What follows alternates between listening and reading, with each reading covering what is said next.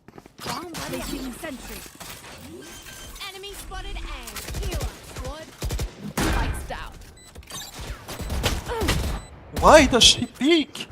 Why do they pick one by one? Like, Destroyed. Hawkats. Blinded. 93. Miles ready. play with Sky. Bomb grenade out.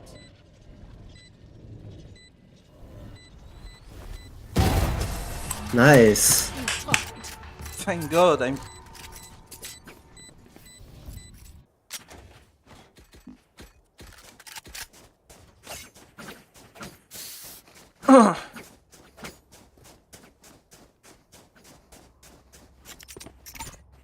That goes there. We could push shower. Come shower, let's kill the Yeah, jet. I was about to say, like, we can all, Yeah. I told you last round, but now we can... Let's kill the jet. I pick let's- up the orb and then I have my ultimate. Yeah, we just play for picks, that's where this goes. You want to play? Let's play.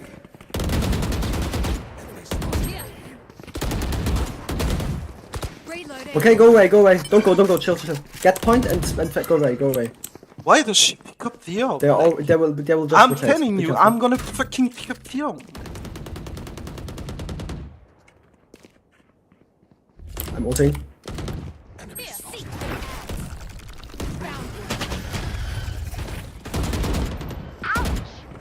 Here, Jetman. Oh my Let's go B, let's go B, let's go B. God! Every single fucking time, man!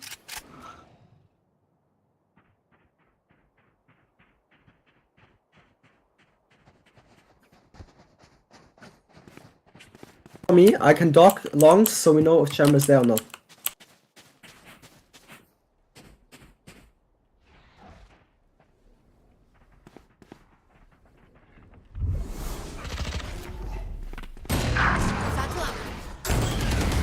Down.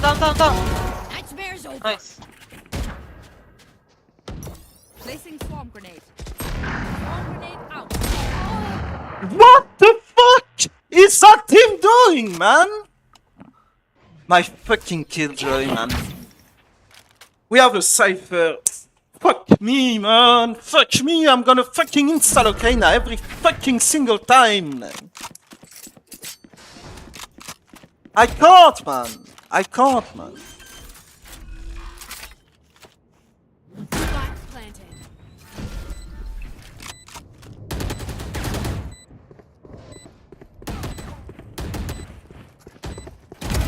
One down.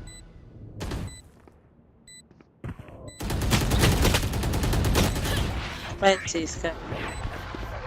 Oh.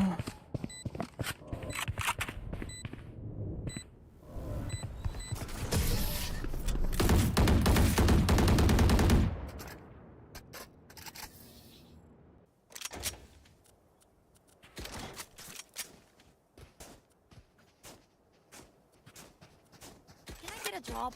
Killjoy, can you buy me? Thank you. Guys, let's play for picks, okay? I'm peeking on showers, so I get her. I got an operator. I can't lose. I mean, maybe I can, but I don't think so. And then you get information in the time, and then we just push into a site. Come on.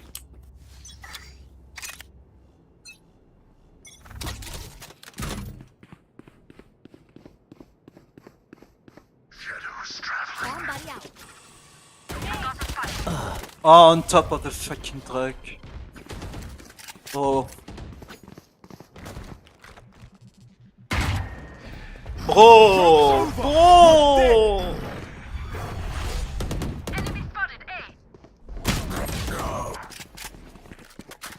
Ah, GG. I can't, man. I can't, man. I can't play with fucking primates, data and shit. I can't, man. I can't. The enemy team is literally 3 duelists. Every single fucking time they just pick you and a chamber. Like, every single fucking time they pick you, they insta headshot you. Like, I have fucking e-data. I have people who have no fucking map vision, map control. Like, I can't, man. I can't play with those teams. I'm gonna get fucking mad, like. I can't, man. Backside, one. Oh, fucking On site, 2 of them. Look, they fucking peek without the fucking sky. Like, the sky... We have no fucking utility in that fucking team, man. You play with nobody on the map and no utility. Fuck. Sorry. Fancy.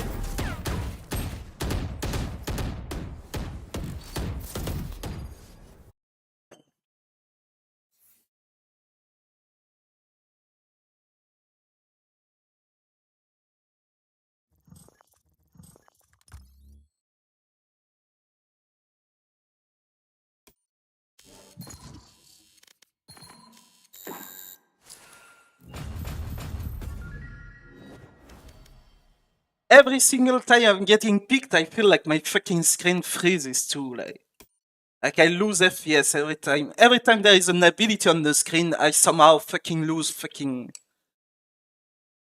50 FPS or some shit. Like, it's so fucking annoying. There's fucking netcode where people have like 5-10 times your fucking ping and they can still pick you and headshot you instantly. You can't even see them pick you. Like, that fucking shit ass netcode, man. I can't, man. I can't. That fucking game, the fucking trash ass community. Yeah. Insta-pick, useless champ. Yeah, and a second. Yeah, like, nice, dude. Like, 3 fucking champ select. 3 champ select you wanna dodge. Like, you can't have a fucking proper team comp. Hola.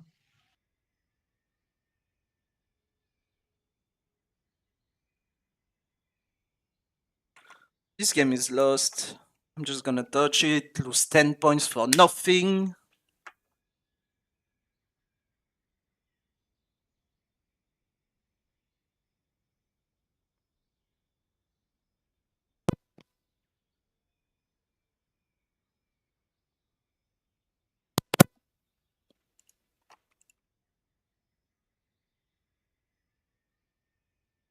It's insane to not be able to have a fucking team comp. Like, 1 smoker, 1 fucking sentinel, 1 fucking initiator, 1 duelist. And then a second smoker if it's the map, a second fucking initiator, or a second fucking duelist. Like how hard is that? Like, how hard is it to just fucking play an agent for the comp and not just because I'm insta-locking that agent every single fucking time? Like, holy fucking shit, man.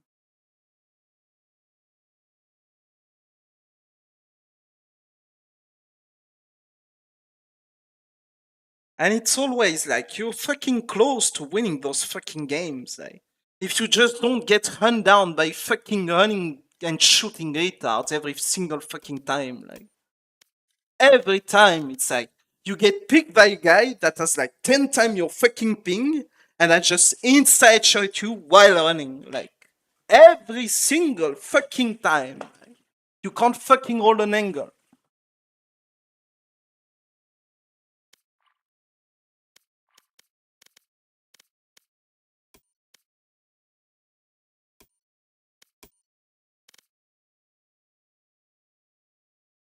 You pick a fucking sentinel, you have fucking a second sentinel or a third sentinel every fucking time. Like, 2 or 3 fucking sentinels. For no fucking reason. Weirdly, like, it's so weird, like, people used to insta-log duelists all the fucking time, and for some fucking reason, nobody fucking plays duelist anymore. I used to install a K9 shit and have like trash team comps. But at least I had fun because it's fucking Reyna.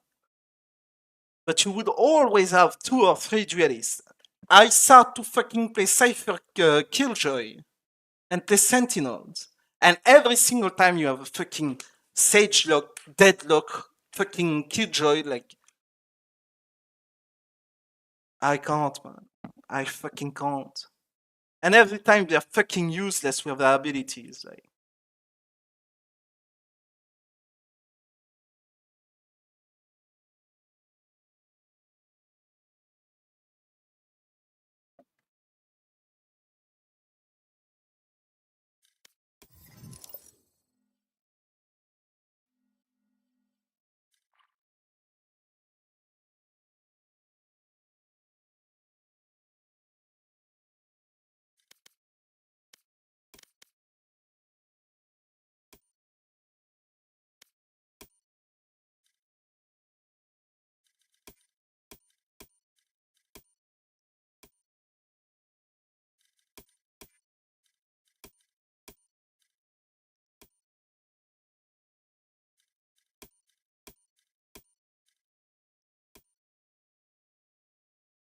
What the fuck is that shit, man?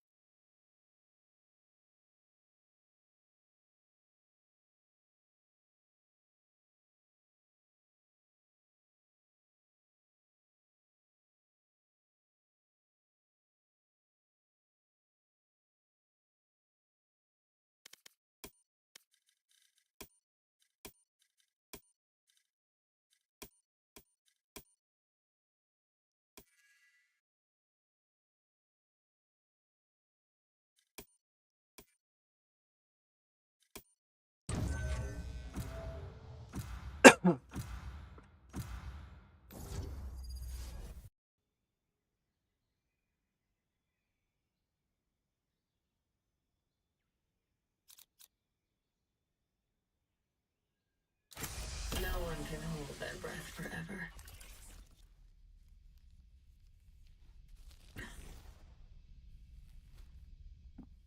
Yeah, here we go. A fucking Phoenix again.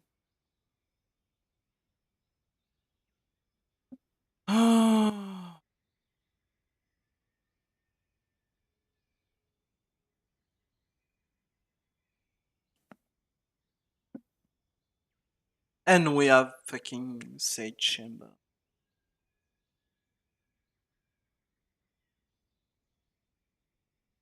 You know, if we had a KO instead of a fucking Phoenix and a Jet or something, it would be actually an okay comp.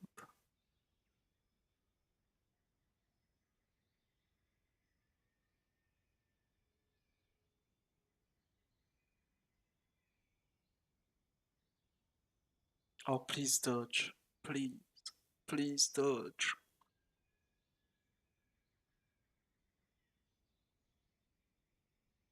He's gonna pick a Killjoy or some random retarded shit. Yes. We're gone. That's a dodged game.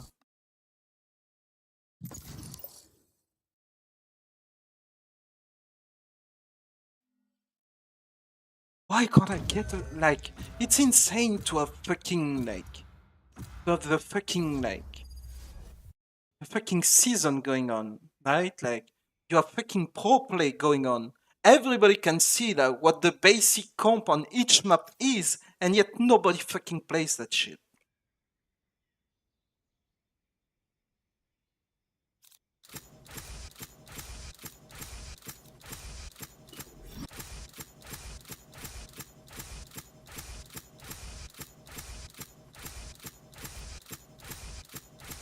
Yeah, Phoenix or Brimstone. Fucking Sage.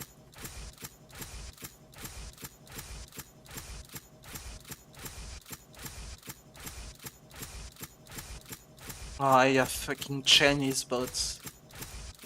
Nice.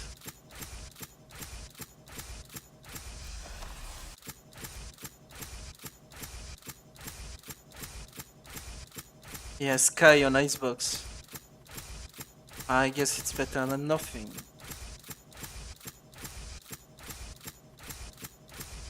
Wait, the Silver Surfer guy. It's the fucking Sky from my last game, isn't he?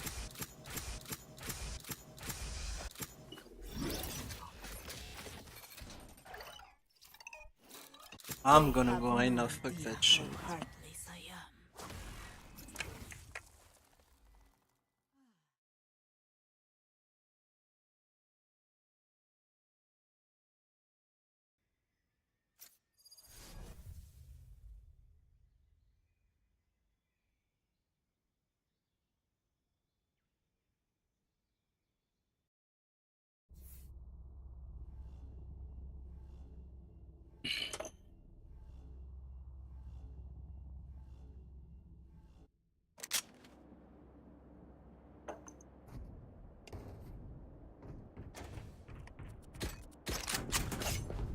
Hey, yeah.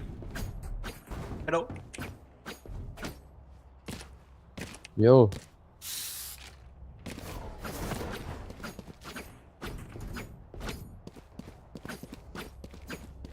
Give me a second. I want to change the thing.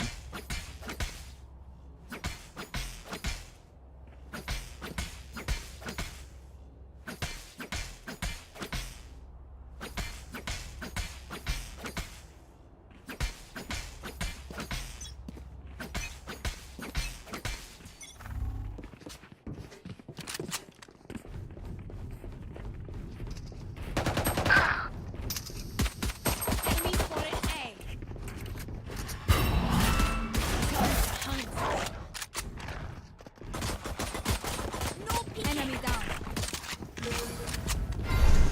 Gun here.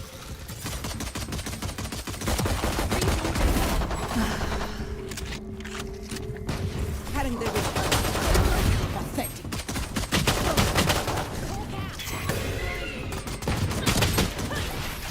I don't have a team. I don't have a fucking team again.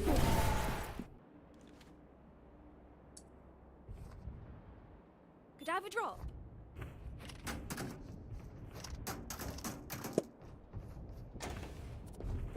It's pistol arm. He sees a fucking dog shit wall being placed in front of him. He shoots it.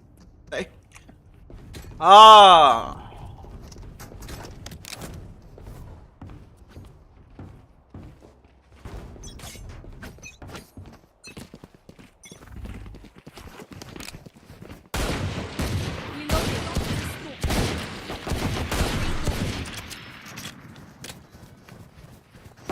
Reloading.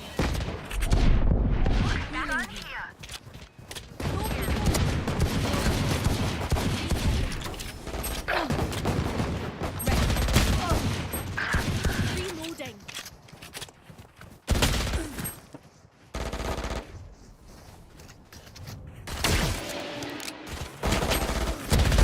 They tend to dust.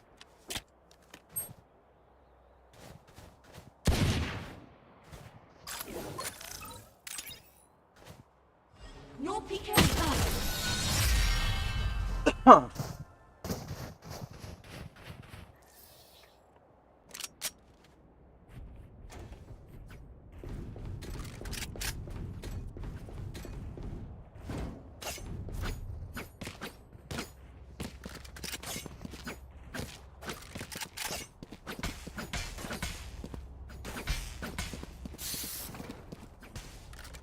Look at me pick mid and just get instant headshot. Look.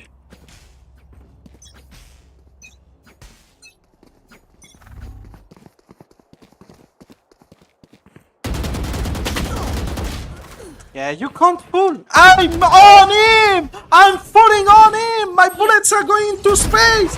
I don't fucking hit him once! Not once, my dude! Not fucking once!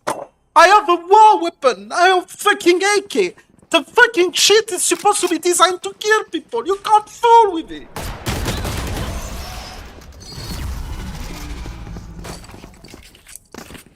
You're supposed to be able to shoot at people! You can't fool with the weapon! Like, what the fuck is that shit, man?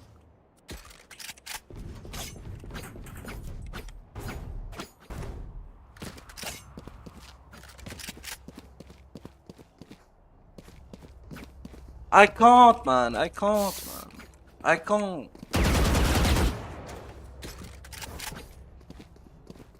And again, like, he's jumping on top of the fucking of some fucking shit. He's moving and shit.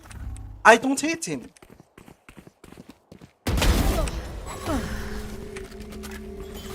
Why is my team behind me? Fucking play aside, like.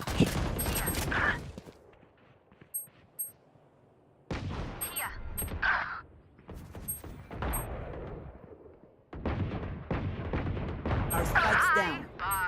I got the spike. Our spike's down. Just go mid to die with the spike.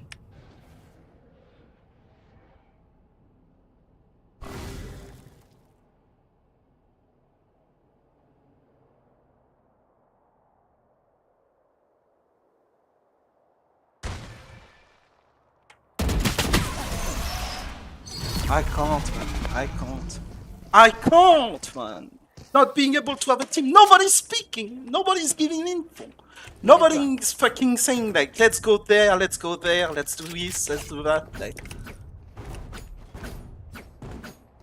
I bet I bet you, fucking $1 billion. I'm fucking with, I'm with two fucking retarded premates. Like, I'm with fucking retarded premates who don't speak, don't fucking call, like.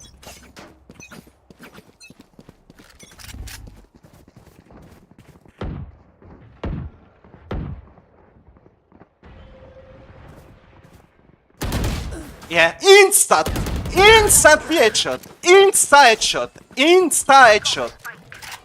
headshot, all the fucking time, man. All the fucking time. You peek, you get headshot. He peeks, he headshots you.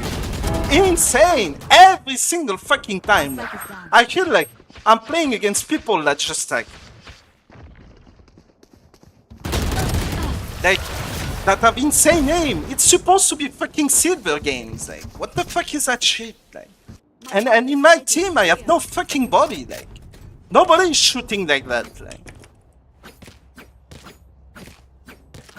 It's fucking insane, man. That when that fucking game does that, when you can't have a fucking team, man. We can't have a comm on the smokes. We can't have a comm on anything. Like, you can't have a fucking info agent. Like, you can't have a KO, a fucking Gecko, a fucking Sova. Like.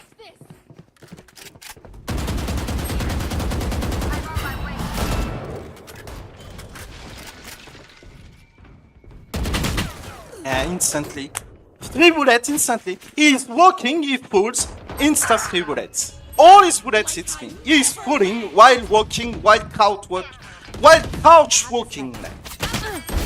All the bullets hit me. Like, I put a dude in a fucking window, no fucking bullet hits him. Like, I'm literally on him. Like, I don't know what happened with that game.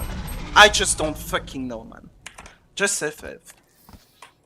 Just fucking FF. Just fucking FF that shit. Like, nobody's speaking, nobody's playing, we have a dog shit team comp. Like.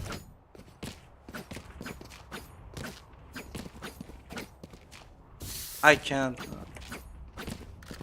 I go somewhere, I have the whole fucking team following me like ducklings, like actual fucking bots. Like, we can't take space, we can't take timing, I can't lurk. Like.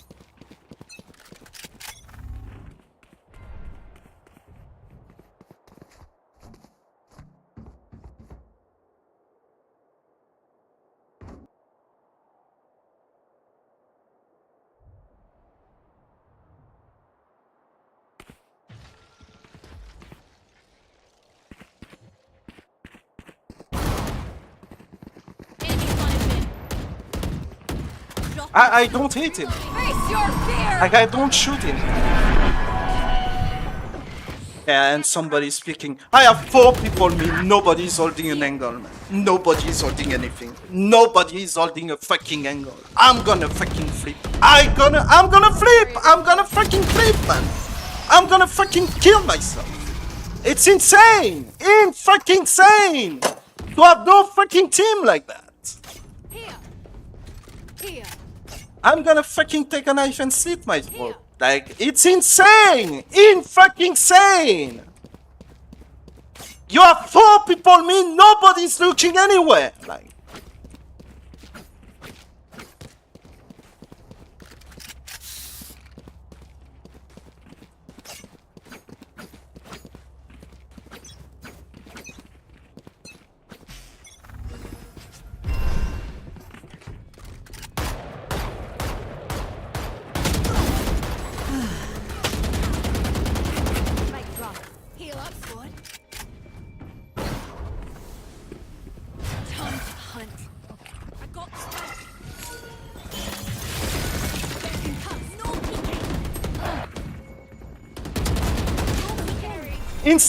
Instantly.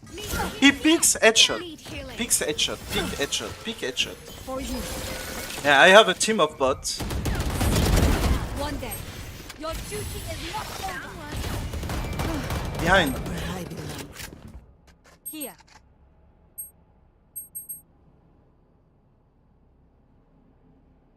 I have the spike.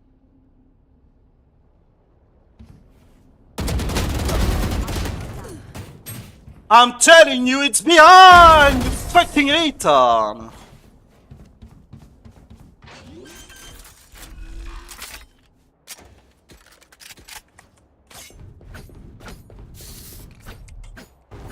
And again, no killjoy, so we don't have any info of if someone pushes behind. I have a fucking jet, fucking sage. Fucking useless sage. Right here. Right here.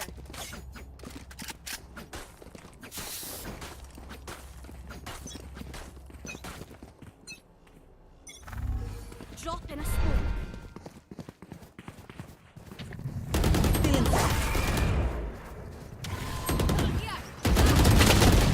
Yeah, I don't hit anything. I don't hit anything. I'm not on him. I'm just fooling.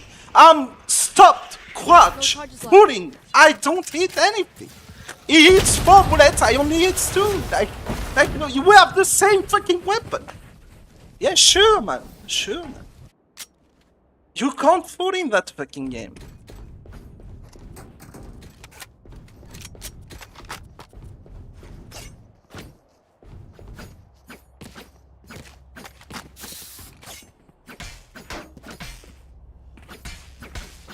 Oh my god, I have a disgustingly bad game. And I have people under me.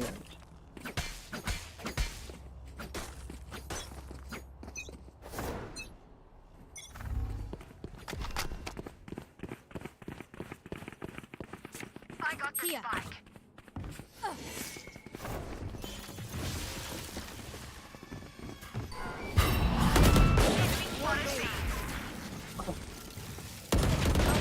Look at those walls. Reloading.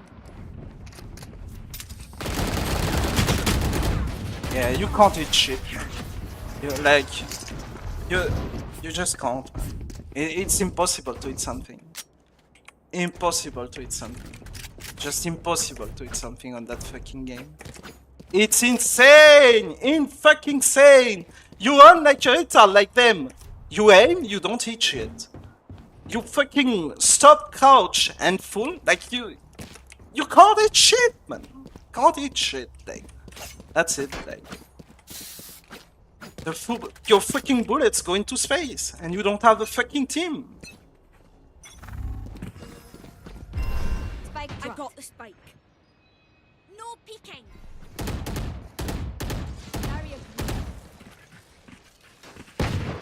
Why is that? That's a fucking ally smoke.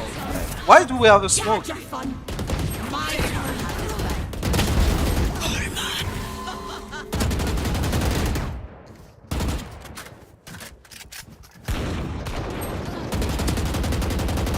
I can't hit shit, man. I'm not on him. Reyna, behind you, buddy. Behind. I can't hit shit. I can't hit anything. I'm not on him when I shoot like my fucking weapon. I can't hit shit.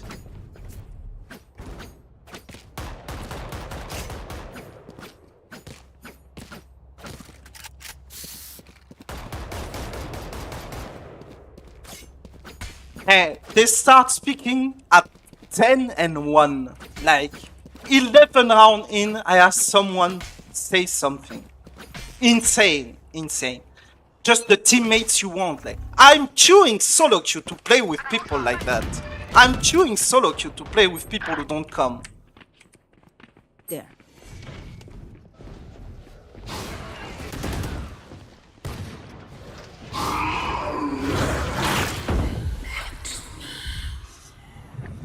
Cutting their vision. Inside shot. Instantly. Instantly. It's insane. Insane. I have fucking no talking fucking bots.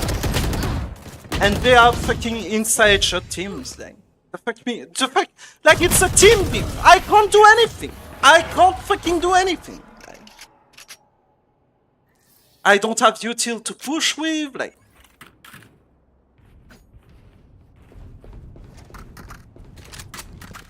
Fucking dog shit teams, man.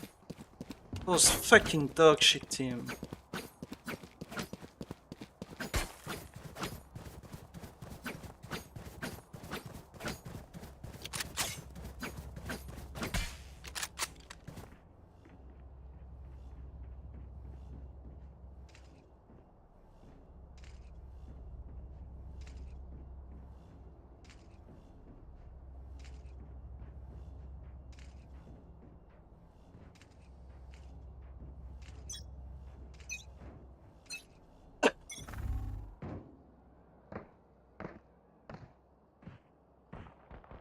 Hey, Hey, I have my fucking Sky running behind me, like.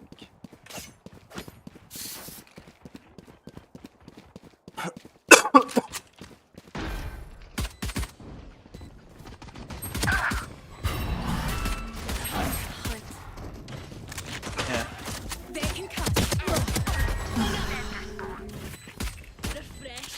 I don't hate him. Like,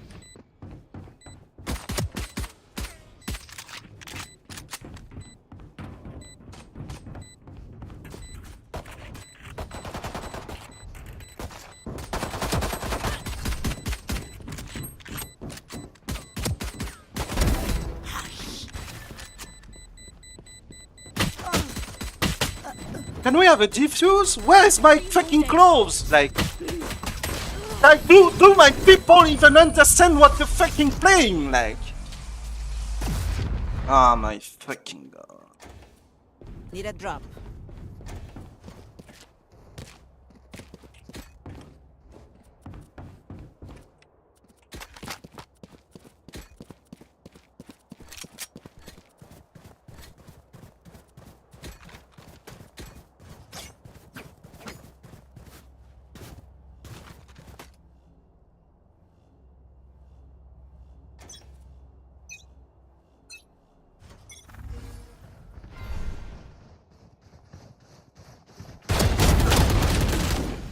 Hold on, D.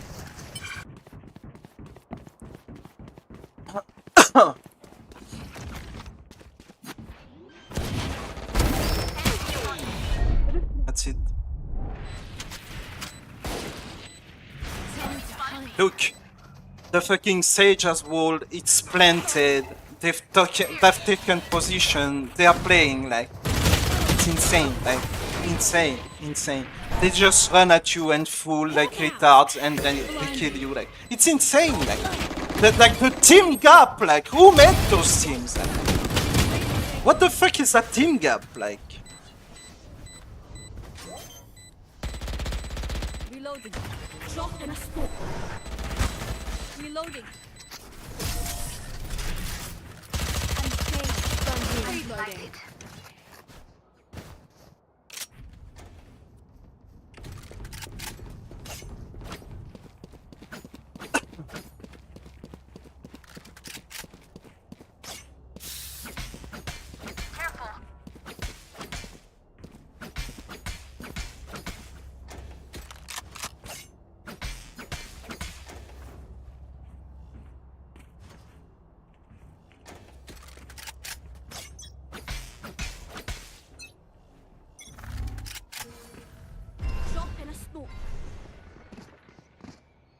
There. Two. Parasite.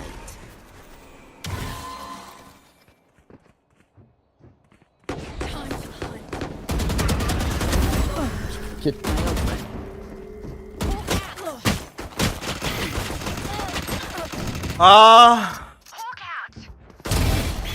One more. Fuck, man. At 12 rounds lost, they start talking. Fucking 11, 12 rounds lost, they start talking.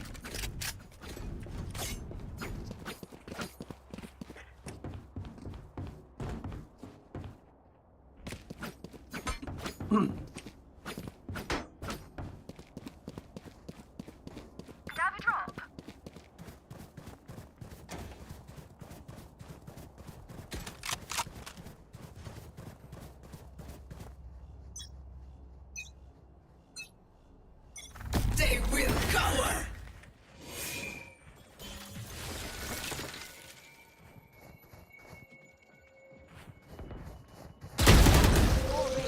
The hunt begins. You fought well. Here.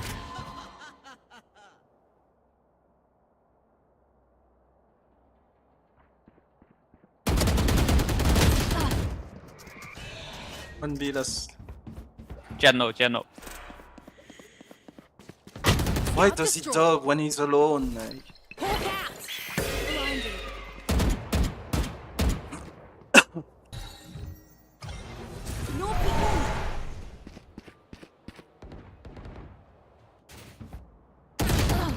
Drop in a smoke. Wait. He just like looked at him and stopped. Like.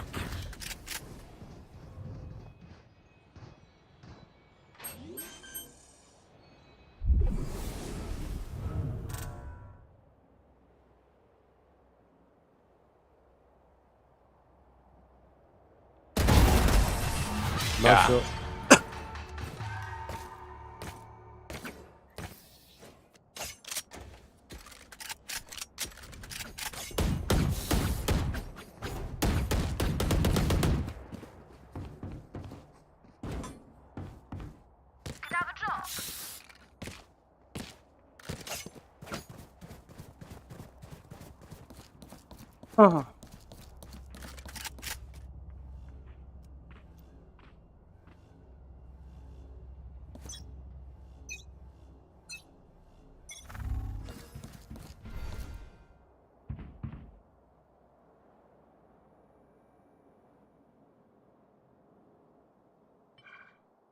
On B.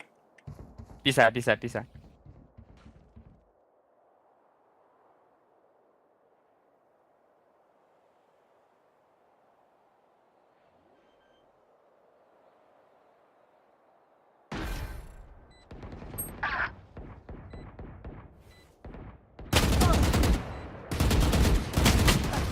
Of course. Like, notice how 2 people are holding behind for them. My team, nobody is holding behind. Nobody. The funniest shit is that nobody's holding behind, but also nobody is following me and revenging me when I go first. Like, it's insane, that fucking team gap. Like, every single fucking time, man. I have people tryharding in front of me, and then I have fucking retards fucking jumping around, like, in my fucking teams.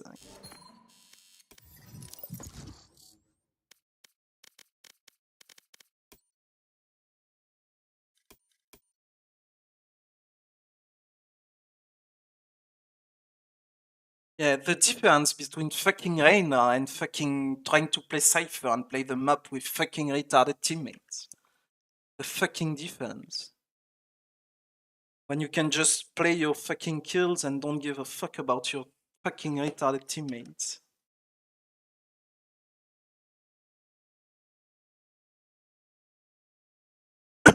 I'm insta-locking Reina every single time. I don't give a fuck about team comps. I don't give a fuck about team comms. I don't give a fuck about anything. I'm insta-locking Reina. What the fuck is that balance? Why? What the fuck is that?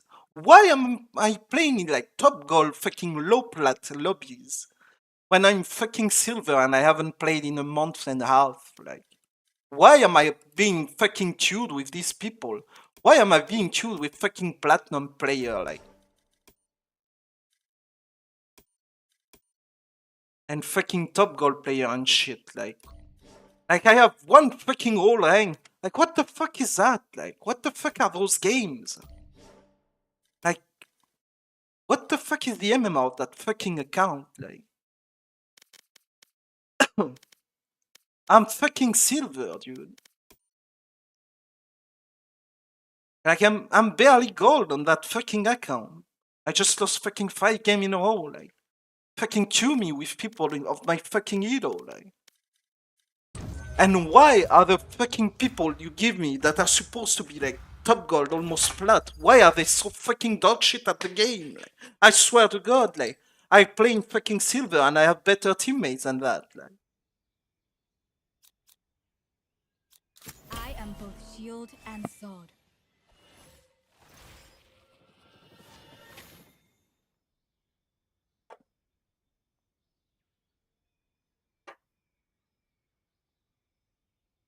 I pick a sentinel, I have another fucking sentinel every single fucking time. Look at my chamber playing like dog shit. Look at him. He's gonna play like dog shit. Like, I have a chamber in the enemy team, he plays like a second duelist. I have a chamber in my team, he's gonna play like a fucking retarded killjoy, which only has a fucking alarm bot. Look at it. I'm betting my hands on it. Like, finally, I'm with fucking silver people. Like,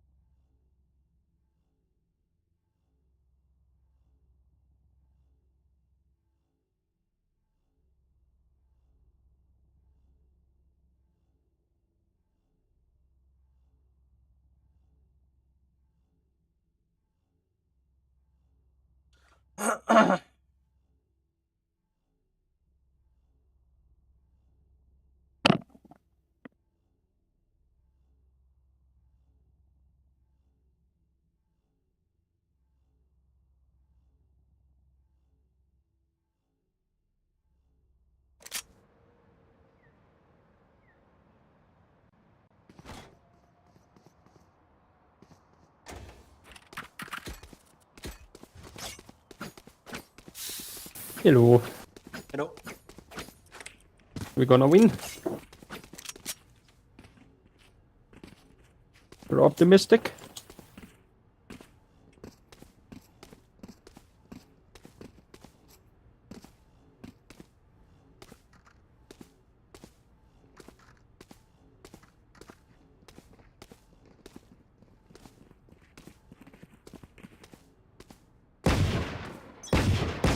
Reloading.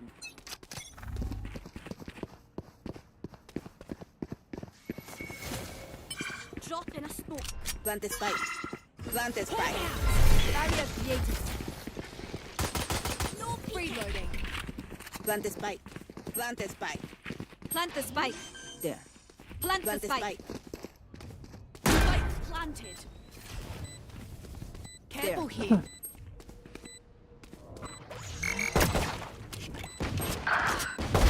Gecko's gone.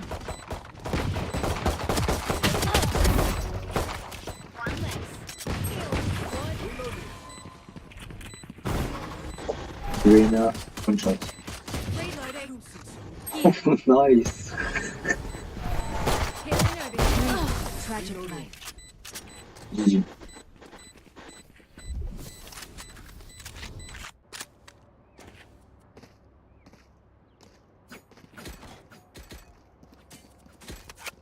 Need a drop. Does anyone have funds? Here. I'm taking point. Weapon here. Gun here. Gun here.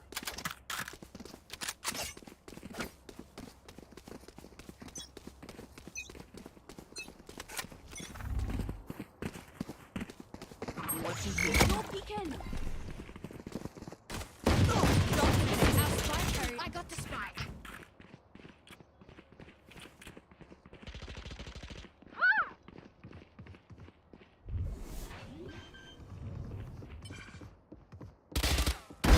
Good attempt. Behind? They were not good enough. Reloading. Someone wants auto? Chamber? Someone wants what? Weapon here. Gun here. Oh, outlaw.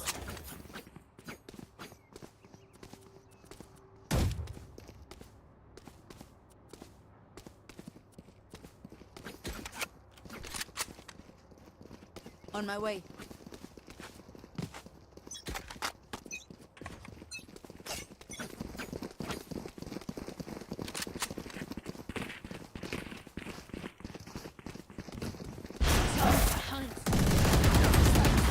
I got the spike.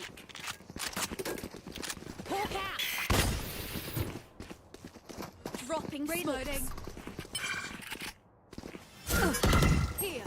Enemy spotted. Here.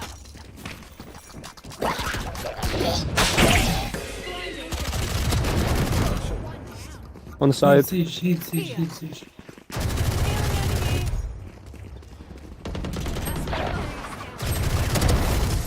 You are in our way.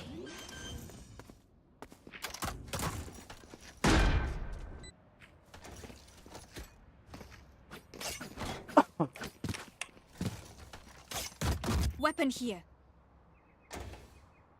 Rena, why are you playing Odin? Can someone get this? Can someone get this?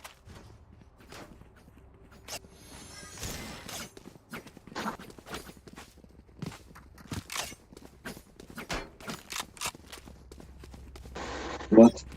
Oh yes, sorry, Playing what? Odin? Oh, thank you.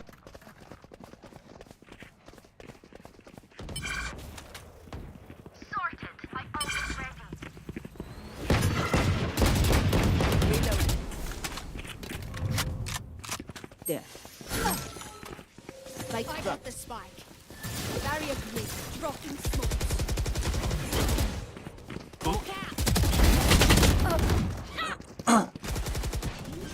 Enemy spotted. Why are you not Behind. checking corners? On site, on site. The hunt begins. On side. Left. Reyna, what the fuck? CT. CT. Chamber. CT, behind you. Left. I have the spike. Nice. Was that their best? How embarrassing. Gun here. Here.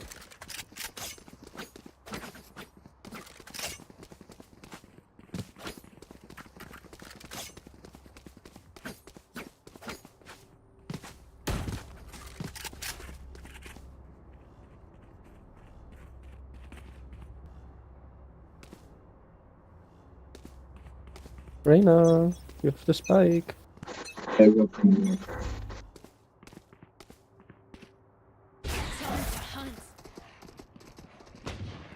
Scout destroyed. Here. Still in sight. Dropping Enemy smokes. spotted. A. I need healing. Healing you. Heal on, squad. Enemy spotted A. Reyna. Carriers down. Behind.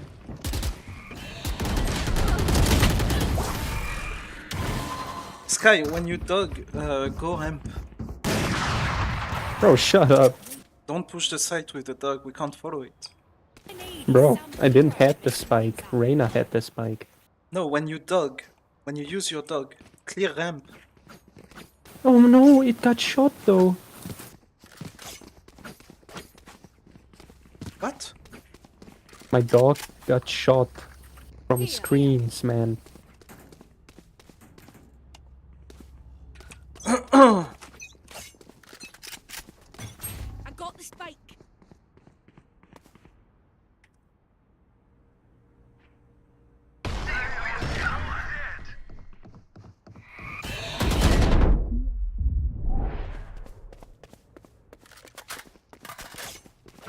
Smokes? Go inside. Yeah, of course, because nobody could check there. No charges left. Your duty is not over. Right. This field, seek them out. Joke's over! You're dead! Found one. 2 heaven, 1 CT. Blinded. Enemy spotted B. Here. Hawk out. Eat if you can. Blinded. Down with. Here. Heal up, squad. Reloading.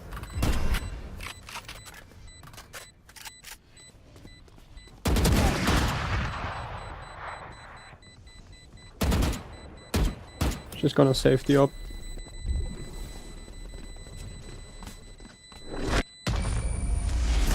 Oh my god, you die here. Oh yeah, it's like the fucking long I always forget that shit.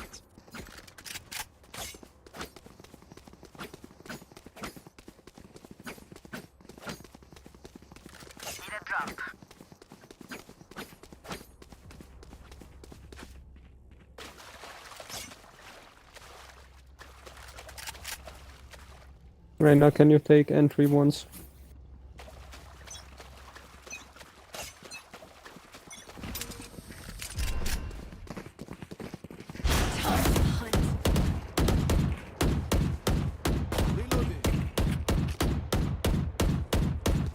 Reloading.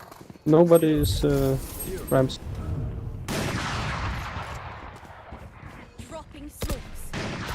Enemy spotted A. Get out of my way. Here. Enemy spotted 2 people. Hawk out.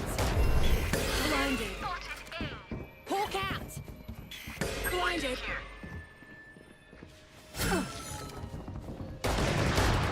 Can't use this yet. Gecko's gone.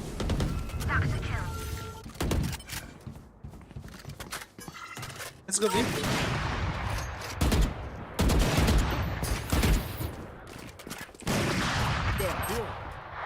There.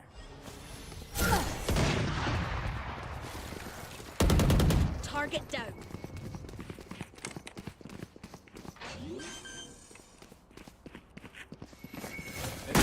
Barrier created. My ult is ready.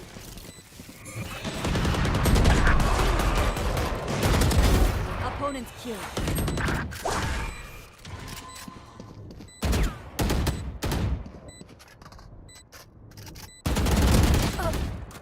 97. The hunt begins. Take the Vandal.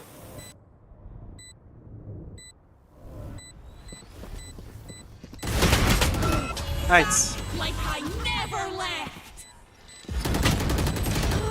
Nice. Why didn't you take the I'm Vandal? so fucking happy.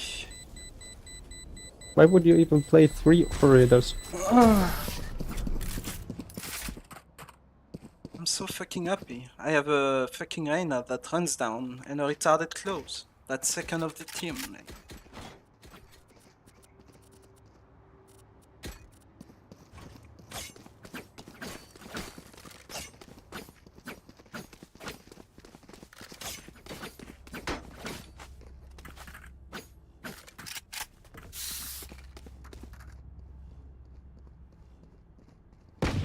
Reloading.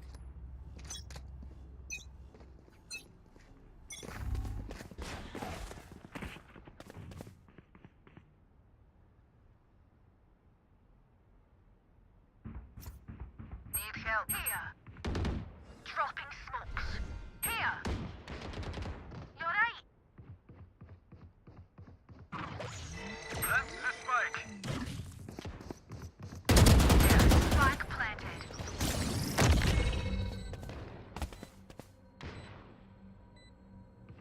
Oh yeah! Monster on the loose! Enemy B. Hunter wished. Need help.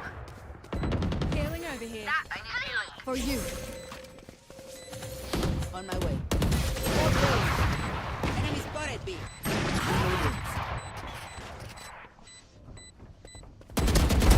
Enemy removed.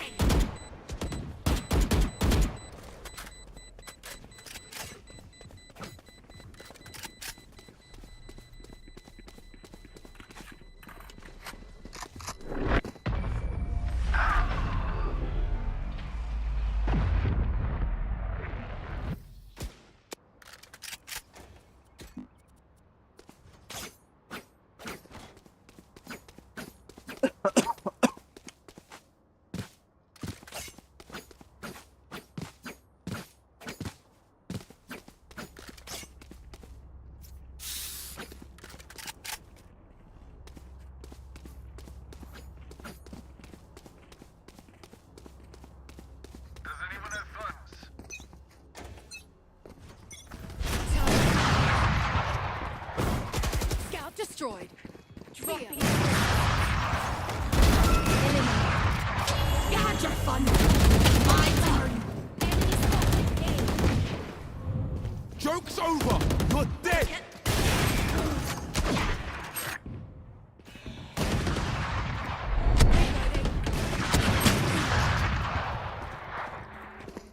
Here. Hawk out.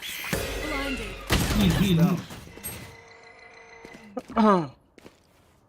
Stop playing operator, please.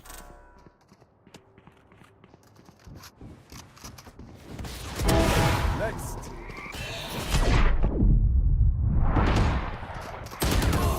Damn.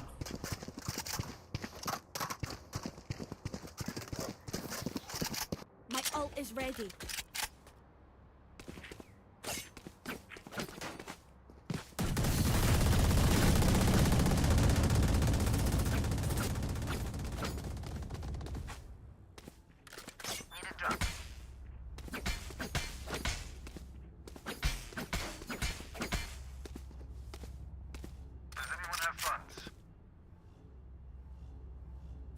Here.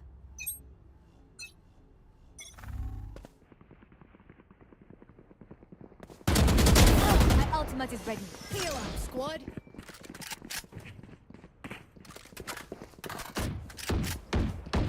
Reloading. There's a weapon maybe if you want. Reloading. I can go there. Reyna, please buy a normal gun for one. Spotted B. Yeah, blinded. Sleep tight. Can you heal me? For you. Like Thank I you. never left.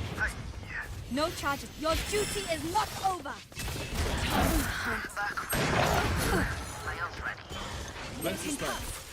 Heal up, squad. Light plant here. Can't use.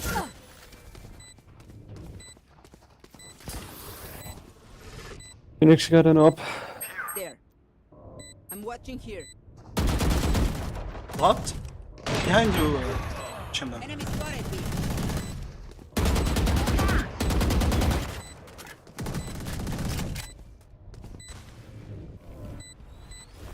He's probably gonna save the op. Cutting their vision.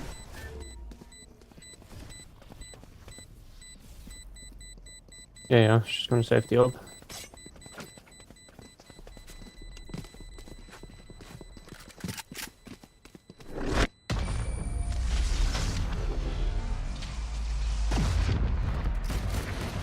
Reloading. Reyna, buy a normal weapon. Buy a normal weapon. What? Can you play normally? Yeah.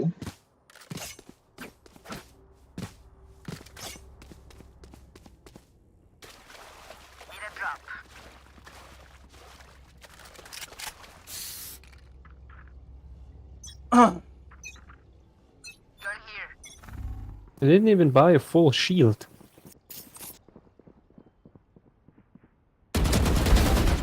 I forgot. Oh, it's only full of fucking retarded.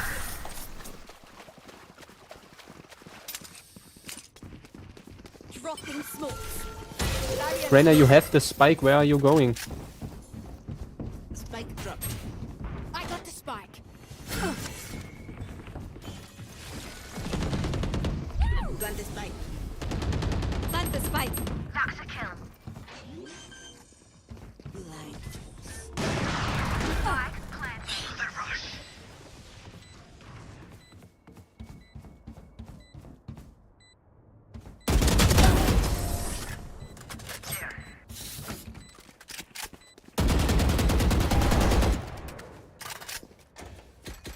That fucking Reyna, man. Anyone need anything?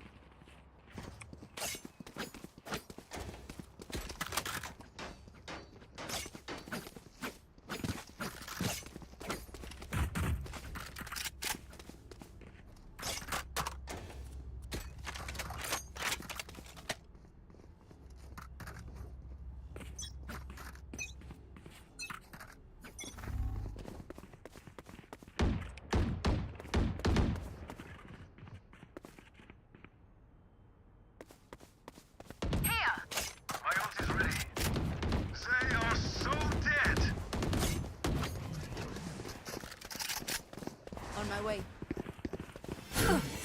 Dropping smokes.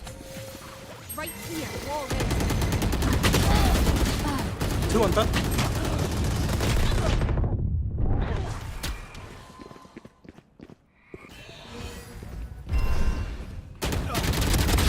Taken out. Hawk out. Blinded. And 2.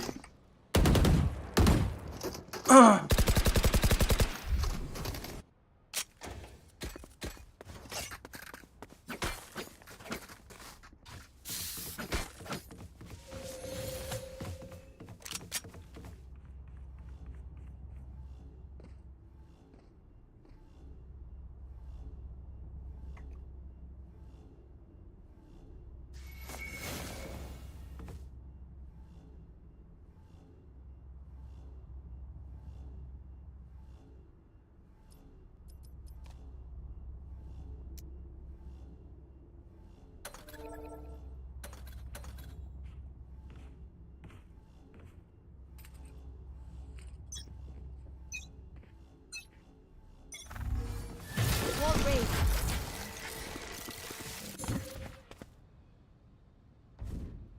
B.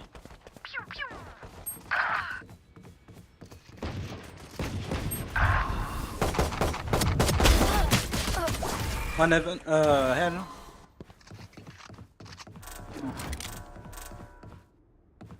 Under.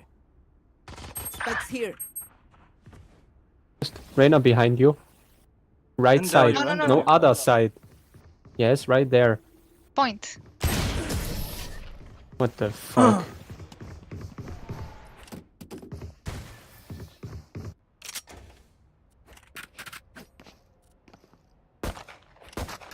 Reloading. When are you trolling or are you genuinely that bad? Right here. Gun here. Need a drop. Help a girl out, would ya?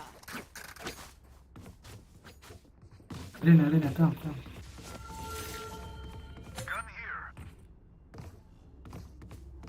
What? Barrier created. 2 min. B. Don't pick a search.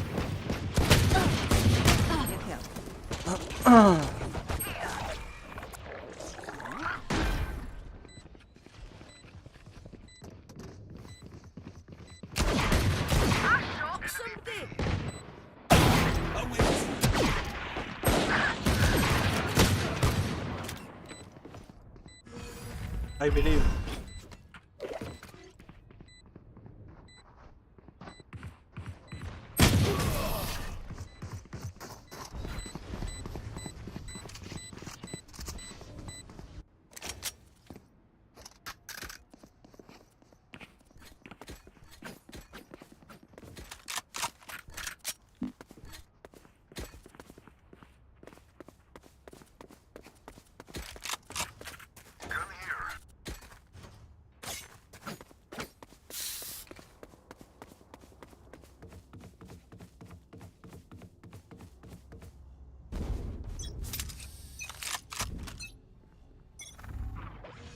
A.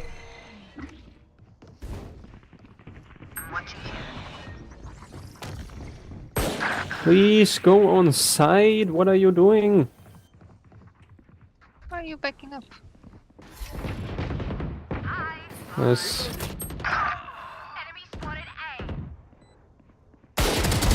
Jet grounded.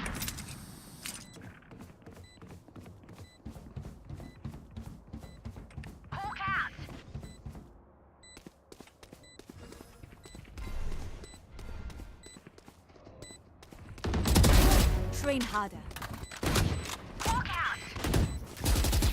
Here.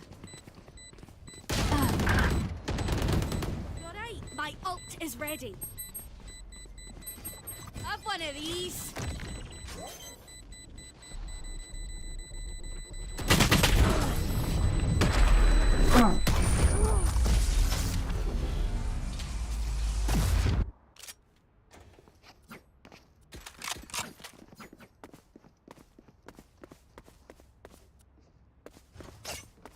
Chamber, can you play A, please?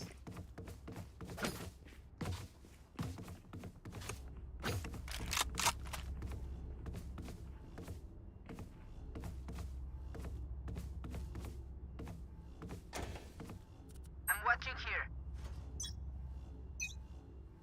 Need help. Smokes A.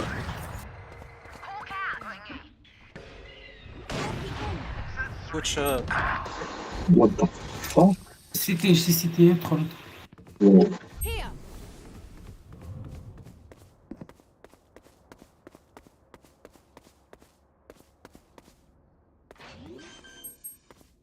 Planting she's blue. Planted. Nice. Take the off, please, take the off. Reloading. This is our home. See? Like, I'm fucking tryharding, even if I'm like in negative and shit. I keep tryharding. And then I have people like that fucking Reina, you know? I have people who are like 313. He buys Odin every round. I'm gonna wall him.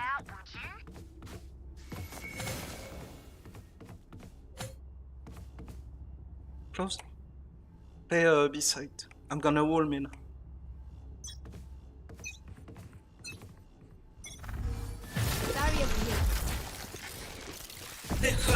Steps on B. 150 on Phoenix. 150, 105 on Phoenix. I think it's B. Help! B, B, B. On my way.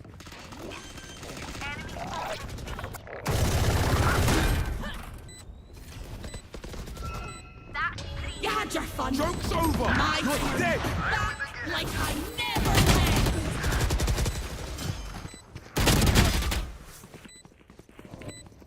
If you cover him. He's garage.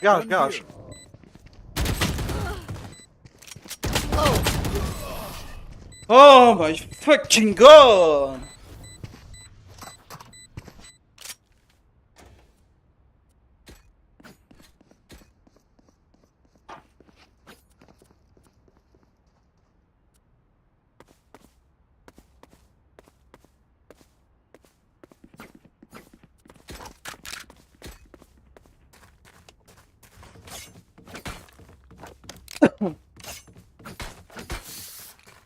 It's okay, it's okay, it's okay. They are so dead. Hawk out.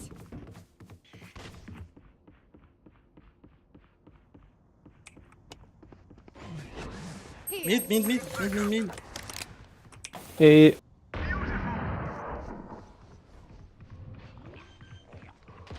It's B. Chamber.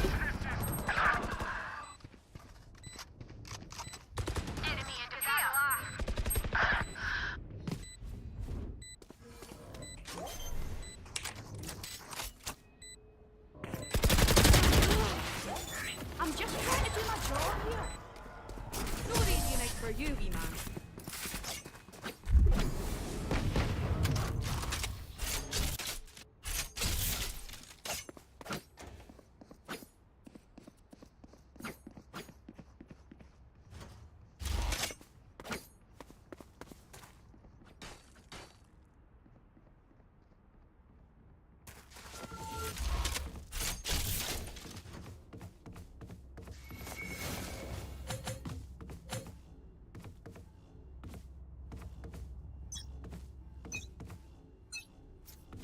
Get out of my way! Wall raised. Steps B.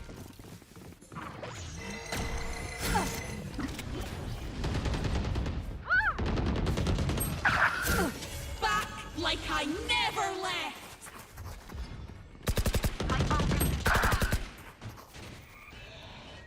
Hawk out. On my way. Spike spotted. good thing somebody checked heaven. It was wall. Your tactics failed. The wall was broken. No shit. Yep. I mean, I have a note. I'm looking at my fucking crosshair. Need a drop.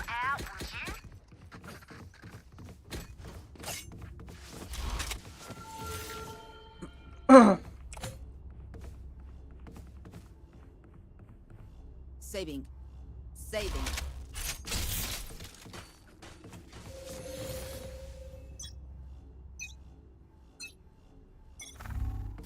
Wall raised. I think it's safe.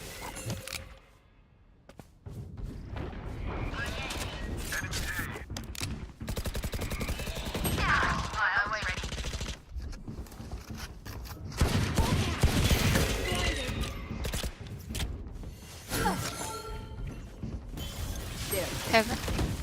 Seek them. Enemy spotted. Oh yeah! Monster on the loose!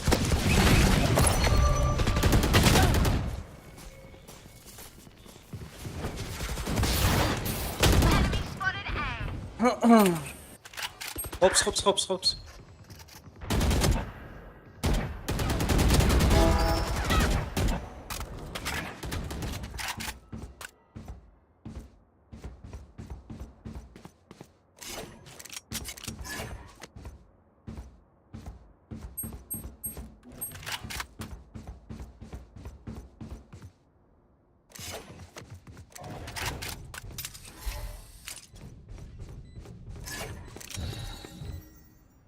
Drop in a smoke.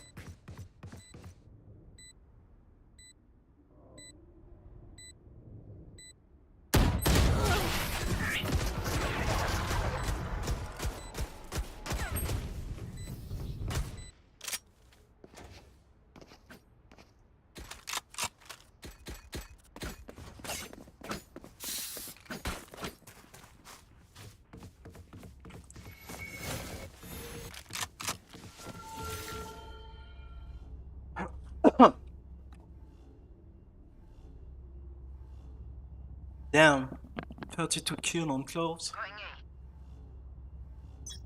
The Reina X like picks the fucking worst shit to do every single round. No charges left. And mid.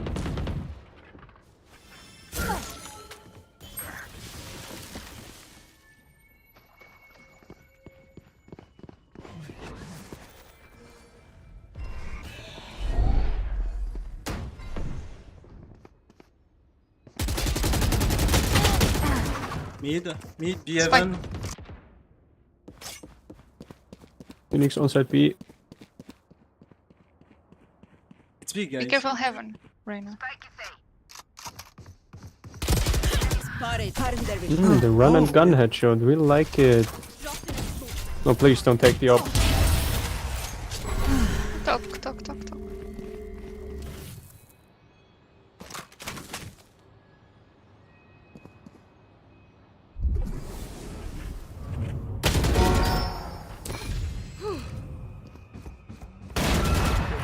What? You had your fun. Nice. Shit.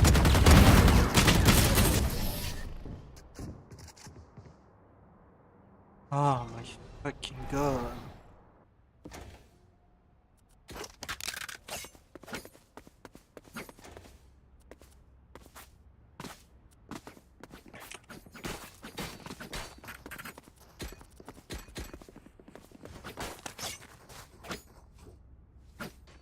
All.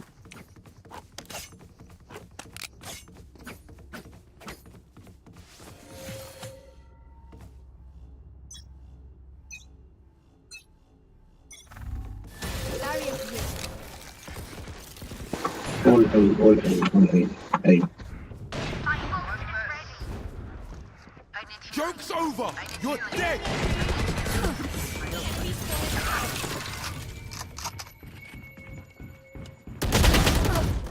That's one ramp.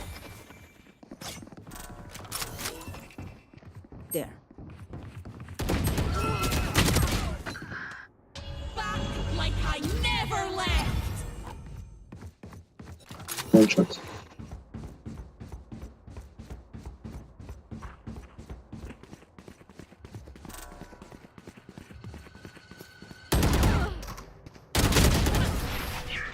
My fucking god. Hey, now I hope you get cancer. Like, unironically. Learn English before you insult people. I speak better English than you, man. No, you don't. Yes, I do. No. Yep. If you say so. But you're the big asshole.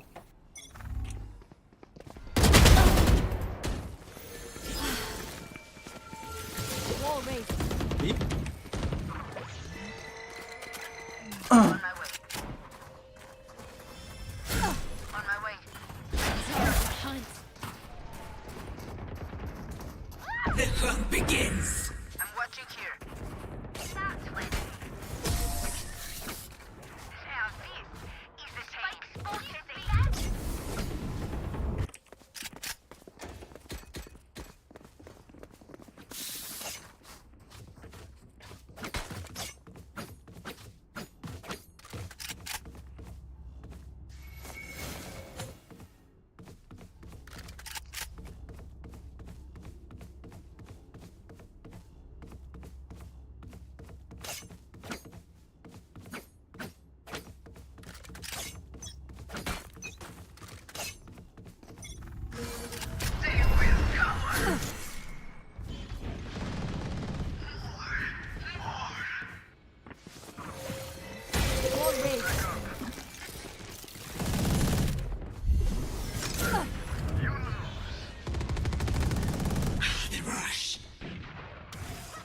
One mid, one A.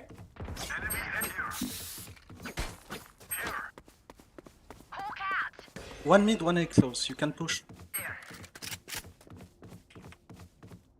Two A. Hawkeye! Blinded. No charges left. Here.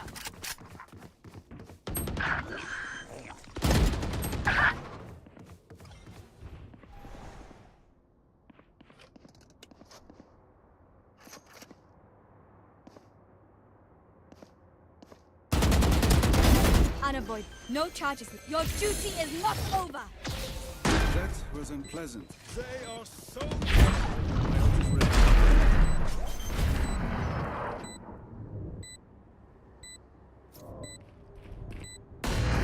They had no right to do this.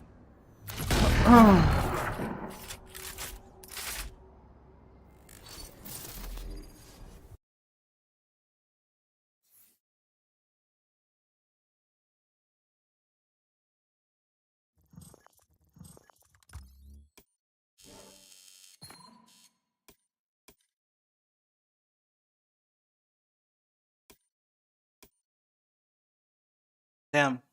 The shit you have to do to fucking win a game. Like, holy fucking shit, man.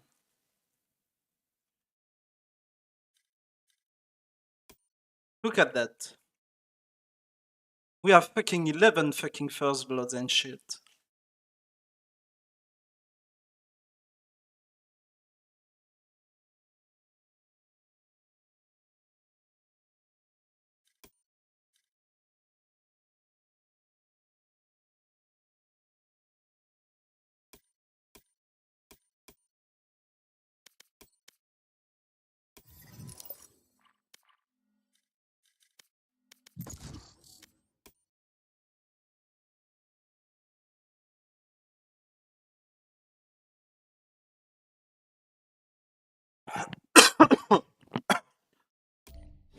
Look at the fucking retards I have to carry to be able to fucking win a game. Just jump around with an Odin all game and does nothing.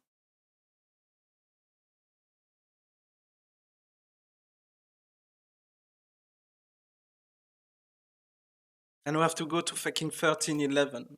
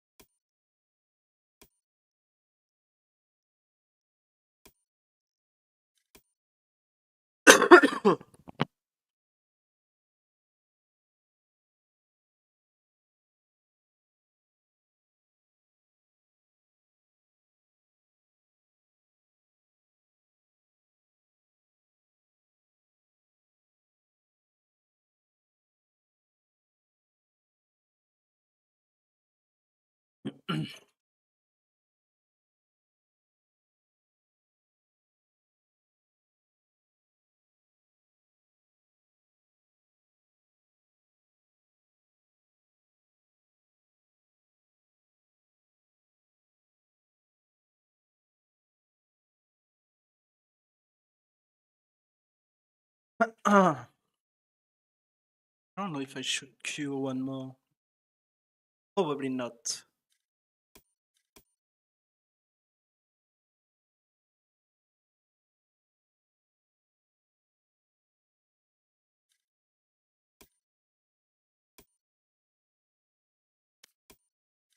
Probably not.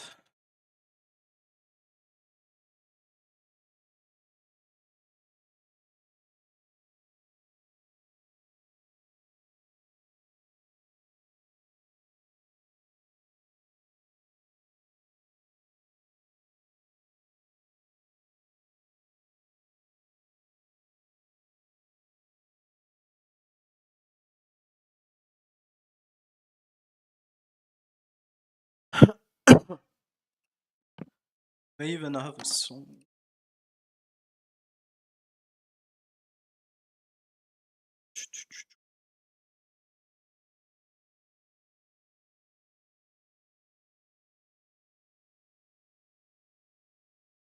Oh, I know.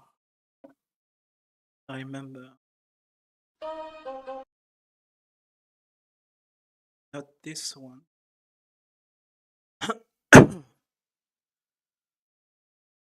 Okay.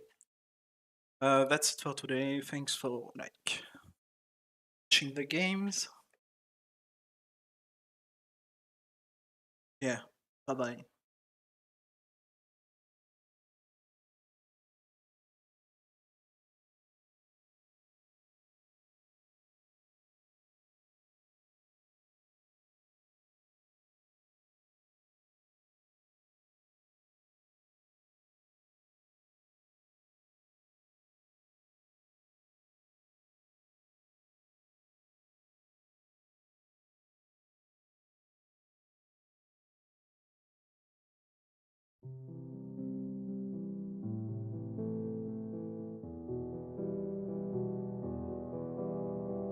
Billy Harrington is a friend of every man who seeks the future of love and peace and peace and peace.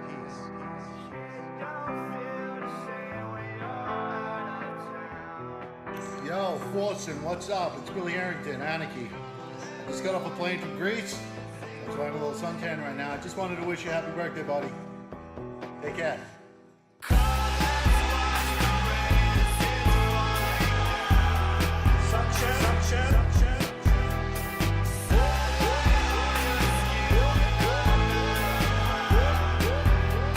As we can.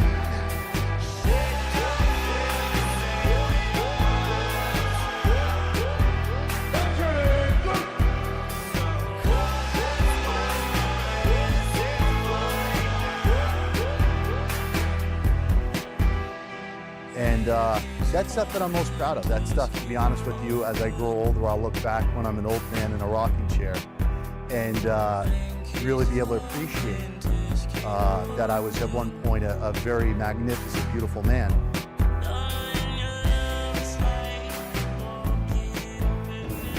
So everybody's asking me where I'm going. Who fucking cares? I gotta get my head together. Forsen and Twitch, they don't love me anymore.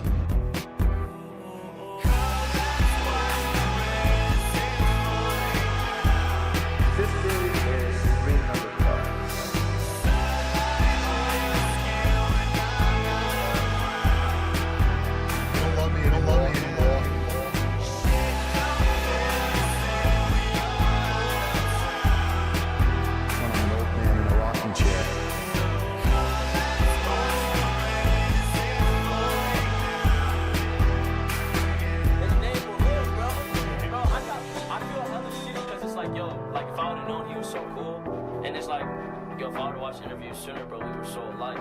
It's unfortunate because it's like, yo, when people die, that's when we because your remorse kind of makes you check them out. Fucking true, man. Without Billy, we wouldn't have been able to enjoy ourselves as we have on Twitch and all around the world.